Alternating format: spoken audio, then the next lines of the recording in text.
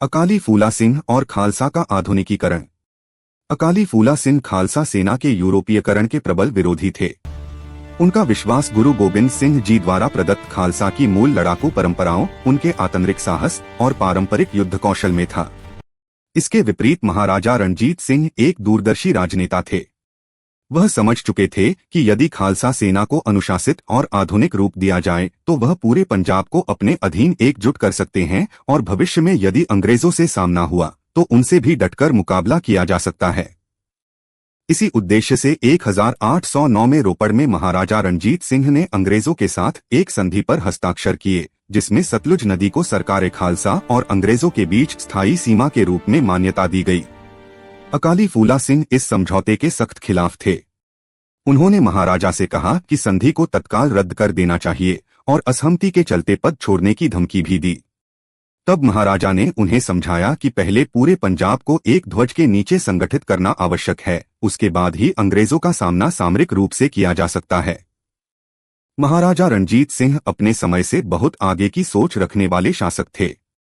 उनका यह निर्णय उन्हें एशिया का एकमात्र ऐसा राजा बना देता है जिसने अंग्रेजों के साथ बराबरी से कूटनीति निभाई और साथ ही भारत की ओर उनके पश्चिमी विस्तार को रोक दिया।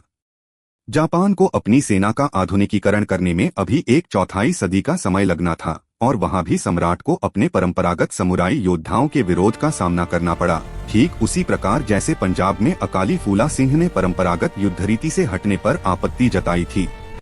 अकाली फूला सिंह और उनके निहंग सरदारों ने महाराजा रणजीत सिंह की अनेक अभियानों में अद्वितीय सहायता की। कसूर, मुल्तान और पंजाब के विभिन्न क्षेत्रों में उन्होंने असाधारण शौर्य का परिचय दिया। मुल्तान अभियान के दौरान निहंगों ने अपनी प्राणाहुति तक दे दी। किले की दीवार तोड़ने के लिए जिस विशाल तोप का उपयोग किया जा रहा था, उसके एक और सहारा देने हेतु निहंग एक एक करके आगे बढ़ते गए और झुककर वीरगति प्राप्त करते हुए तोप को गिरने से बचाते रहे। यह घटना खालसा इतिहास में अनुपम साहस का उदाहरण है।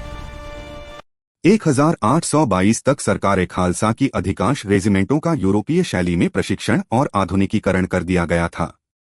अकाली फूला सिंह को भी नेपोलियन युद्धों के अनुभवी फ्रांसीसी जनरल वेंचुरा द्वारा आधुनिक हथियार और नवीन युद्ध रणनीतियों का प्रशिक्षण दिया गया। यद्यपि उन्होंने अपनी निहंग पहचान और परंपरागत लड़ाकू स्वभाव को कभी नहीं छोड़ा।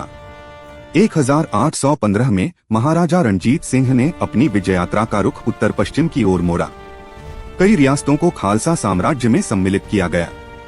10 शताब्दियों तक पठान और अन्य कबीलों ने पंजाब व भारत पर लगातार आक्रमण किए थे, परंतु इतिहास में पहली बार किसी पंजाबी शासक ने उनके गृह क्षेत्र में पहुंचकर लड़ाई लड़ी। 1823 में पेशावर के गवर्नर द्वारा तयशुदा कर न दिए जाने पर महाराजा रणजीत सिंह ने अग्रिम मोर्चा संभाला।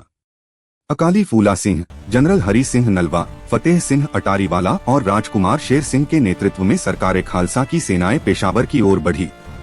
ऐसी और भी साखियां सुनने के लिए चैनल लाइक और सब्सक्राइब करें।